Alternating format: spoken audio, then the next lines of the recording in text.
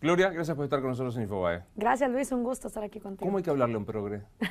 Con mucha paciencia y utilizando mucho método socrático. Hay que llevar a los progres a un lugar que pocas veces visitan, que es las últimas consecuencias lógicas de lo que plantean. Es, creo yo, más efectivo cuestionarlos, como hacía Sócrates con sus alumnos, que tratar de demostrarles que tú tienes la razón. Claro. Bueno, Sócrates insistía con su mayéutica que uno debía hacer nacer el conocimiento que estaba en el otro a través de la pregunta y la contradicción. Exactamente. Pero el progre, medio que la contradicción le molesta. Sí, y por eso es que esquivan tanto el debate de las ideas y ahora estamos viendo en las redes sociales que el progre utiliza mucho el insulto, el ataque ad hominem, a la persona y nunca la idea, porque precisamente le rehúye a la argumentación, a utilizar evidencias, estadísticas, datos, hechos históricos. Definime un progre, o sea, para tu estándar, ¿qué es un progre? Bueno, es lo primero que hago en el libro, de acuerdo a los mismos conceptos que en cada país le dan. En México le dicen charios, en Colombia le dicen mamertos, en Guatemala les decimos guerrilleros de cafetería. Básicamente son adolescentes y jóvenes que en algún momento, indignados por la pobreza y sin mayor conocimiento económico e histórico, levantan banderas en favor del socialismo o del comunismo, porque primero desconocen las nefastas consecuencias a las que estos experimentos han llevado, y segundo porque genuinamente creen que con esos eslóganes van a poder sacar sus países adelante. Lo que es impactante es que la mayoría de los progres, mamerto en la Argentina es algo así como medio pavo, como medio bobo. Pero digo, lo que es interesante es que, para mí una contradicción, que el progre no cree que la libertad sea un valor que deba defenderse. Sí, la libertad incluso puede quedar postergada en pos de un bien o de la revolución. Absolutamente, y lo irónico es que cuestiones que ellos no aplican en su propia vida, como por ejemplo trabajar de gratis, esperan que otros lo hagan. Al final ellos quieren hacer justicia, pero con tu dinero, no siendo ellos el ejemplo de los que paguen más impuestos por ellos empezarlos a pagar, sino que están esperando que esta utopía del nuevo hombre, de la que tanto hablaba Marx, empiece a darse para ellos entonces cambiar esas contradicciones. Es muy provocadora la tapa de tu libro, porque te veo con la gorra del Che sí. Y con un libro de la Revolución. Sí. Digamos, ¿cuánto del mito del Che se instala en la progresía? Muchísimo. De hecho, es muy poco conocida la biografía de Ernesto Guevara en sus más ávidos fans.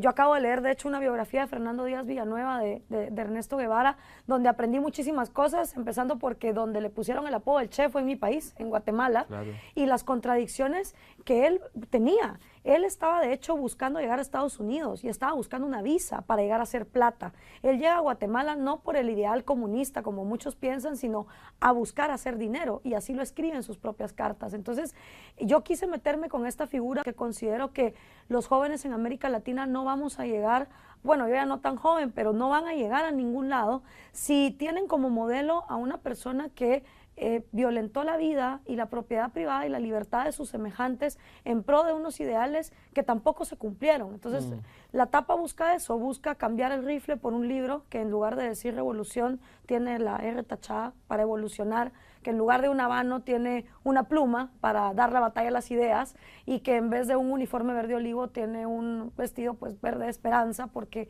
yo sí creo que hay esperanza, siempre y cuando nos enfoquemos en eso, en el diálogo y en el debate de ideas. El progresismo en la Argentina generó algo dentro de nuestro oficio, que es el periodismo fenomenal, que es la denominada grieta, brecha, que es un enfrentamiento de no escuchar al otro. O sea, la contradicción es presuponer que quien está frente a vos pueda tener una parte de la razón. Acá no se da esto, acá se trata de simplemente de la destrucción. Más que conocer la verdad, de lo que se trata es de tener razón. Sí, y de hecho hay cuestiones que se volvieron como impensables y que uno no puede defender porque entonces ya uno está del lado de los inhumanos. Y son cuestiones que hay que rescatar y retomar, porque si desde entrada a ti te dicen que estás mal desde el punto de vista que estás defendiendo, el diálogo es imposible. Y el problema es que donde no se intercambian palabras, empiezan a intercambiarse balas. Entonces empezamos en una confrontación violenta, precisamente ahí donde se empieza a asfixiar el debate, con esto de lo políticamente correcto, donde empieza como a hacerse esta censura para al final no permitir ese diálogo. Mirando la radiografía de la Argentina, ¿notas alguna característica especial del progresismo, del progre? Sí, absolutamente. Primero que del dicho al hecho hay un montón de trecho, ¿verdad? Entre lo que el progre predica y lo que él realmente en su vida cultiva con su propio ejemplo.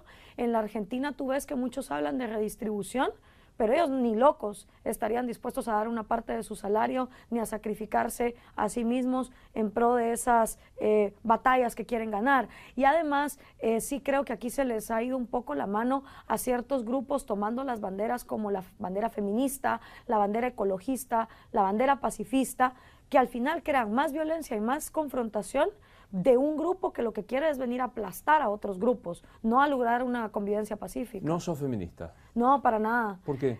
Porque creo en el individuo, independientemente de su aparato reproductor o su color de piel. Hablo mucho también de eso, de cómo la genética es algo que ni siquiera escogemos como para venir a ser valorados por eso. Creo que si realmente queremos inculcar la meritocracia, el mérito es la congruencia de una persona entre lo que dice, lo que piensa, lo que hace. Y valorar a la gente por el mérito va más allá de valorarla por cuestiones que ni siquiera escogió. Si estuviera escuchando a alguna feminista o alguna mujer diría, pero hay un sometimiento objetivo a lo largo de la historia del hombre hacia la mujer. Y de la mujer hacia la mujer, porque si el feminismo, perdón, si el machismo solo fuera cuestión de hombres, hace rato los hubiéramos desterrado de la sociedad y vivirían como, no sé, unos peludos en la montaña que nadie quisiera. Pero el machismo está presente porque las mismas mujeres se han sometido a sus hijas, a sus nietas, a estos modelos de aplastarlas a ellas. Entonces, es una cuestión cultural que no va a cambiar hasta que no valoremos al individuo por lo que es. Yo hablo también del tema de las cuotas. Es que tener un aparato reproductor no te garantiza que un funcionario va a ser un buen burócrata. Eso es cuestión de intelecto, de mérito, de congruencia, de honestidad. Más allá de si sos mujer o homosexual o cualquier minoría, que realmente la minoría más pequeña que hay es cada uno de nosotros. Pero ¿y no crees en las discriminaciones positivas como para revertir un proceso cultural de muchos años de exclusión de estas minorías? No, porque tú podés por decreto tratar de cambiar una cuestión que realmente la cultura va a seguir arrastrando. Lo que tenemos que cambiar son esas mentalidades retrógradas que nos hacen ser no solo machistas, xenófobos, racistas, excluyentes con lo que nos parece diferente. Eso va a cambiar en la medida en que la cultura empiece a absorber los hábitos y las tradiciones de diferentes partes, pero por decreto muy difícil. Contame qué mapa ves en Latinoamérica a partir de algunos cambios políticos. En Argentina es evidente, lo que está pasando en Brasil. Digamos, ¿sentís que lo que había sido los 2000 como un auge de los gobiernos denominados progresistas se terminó? ¿Hay un cambio de época? No necesariamente, porque creo que en América Latina creemos que solo con cambiar de presidente estamos cambiando el sistema por completo, y yo creo que sigue habiendo grandes incongruencias como naciones hacia dónde queremos ir y no tenemos claros objetivos de qué es lo que hay que defender.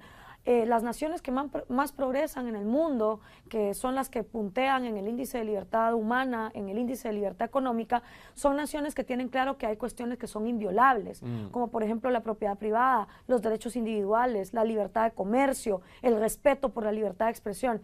En América Latina seguimos creyendo que la propiedad privada es algo que se puede respetar, pero también se puede violar, que el individuo se puede sacrificar si una mayoría así lo decide. O sea, todavía no tenemos claro que hay cuestiones inviolables para que una nación progrese libre y en paz. Entonces, por más que cambiemos de presidente, si no cambiamos eso de nuestras constituciones, de nuestros sistemas judiciales, es muy, muy difícil lograr cambios que no sean entonces pendulares, ¿verdad? Hay algo muy interesante que yo no sé si se da en Latinoamérica porque no lo conozco, pero en Argentina parece que es un ejemplo emblemático, que es Venezuela. El progresismo argentino se niega a reconocer que en Venezuela es una dictadura. Digo, para mí no hay duda, es casi de manual de escuela secundaria, pero digamos, la expresidenta aquí sentada donde vos estás, ante la pregunta si había Estado de Derecho en Venezuela, se negó a decir contundentemente no lo hay. ¿Por qué crees esto? Porque es evidenciar un fracaso, ¿verdad? Desgraciadamente lo que está ocurriendo en Venezuela es la peor crisis humanitaria del siglo XXI. Progres como Mujica incluso se demarcaron, Noam Chomsky. Claro, por supuesto, nadie se acuerda de los días donde ellos aplaudían a Chávez y a Maduro, pero ahora hasta ellos han tenido que reconocer que lo que está ocurriendo en Venezuela es injustificable. Y los progres de la línea más dura parece que sienten que si reconocen eso, pues la agenda del socialismo una vez más fracasó y no van a tener entonces cómo justificarla. Entonces prefieren permanecer en silencio con respuestas bastante escuetas, ¿no? Bueno, es un poco lo que vos decías y que contábamos, ¿no? La libertad, la democracia, la república, la división de poderes es negociable para Sí. el progresismo. O sea, no es un valor, no es un límite, un coto fuerte, ¿no? Y el problema es que nunca te dicen cuál es la lista, ¿sí? Te hablan de, bueno, es que hay industrias que deben ser del Estado. Ok, pero ¿cuáles? Decímelas puntualmente. Porque todo lo que pasa es que como nunca te dan la lista exacta de qué es lo que quieren expropiar, qué libertades quieren quitar, al final cuando gobiernan, te lo quitan todo en arbitrariedad. ¿Te gusta la definición derecha o izquierda? ¿Te parece que es aplicable a los tiempos de hoy? No, para mí en lo personal no, porque yo con la derecha no comulgo en su conservadurismo moral, sí en la libertad económica que en teoría quieren defender, y con la izquierda pues obviamente comulgo en las libertades individuales que en teoría dicen defender, porque luego lo mismo, ¿no? El gran progre Che Guevara asesinó un montón de homosexuales y se expresaba terriblemente de ellos, pero no concuerdo con la visión estatista que nos quiere imponer la izquierda en la economía y no concuerdo con el conservadurismo moral retrógrado de la derecha. Sin embargo, ¿qué haces cuando el 95% del continente solo cree que esas son las únicas dos cosas que hay? Tenés que desenvolverte políticamente con esos términos. ¿Y cómo haces?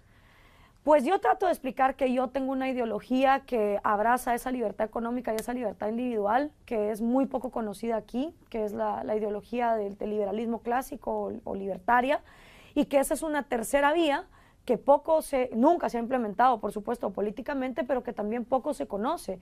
Y hay gente, tanto de la derecha como de la izquierda, que están dispuestos a explorarla más, ¿verdad? ¿Qué te parece que es la irrupción de Donald Trump en el contexto de este momento mirado desde Latinoamérica? Mira, yo creo que hay que separar el circo mediático de las consecuencias inmediatas que las decisiones de Donald Trump puedan tener en nuestro continente. Y definitivamente hay que ver entre el dicho y el hecho qué es lo que a nosotros nos puede llegar a afectar. Sin embargo, yo creo que en América Latina el Departamento de Estado, que tiene unas políticas más, digamos, a largo plazo que el presidente que pueda estar de turno, tiene mayor influencia en lo que pueda estar pasando con el socialismo del siglo XXI, con el narcotráfico, con nuestras frágiles democracias, que la presidencia en sí. Es decir, por ejemplo, en el caso de Guatemala, yo sé que el Departamento de Estado influye mucho más en lo que sucede que si Donald Trump está enterado de lo que ocurre o no.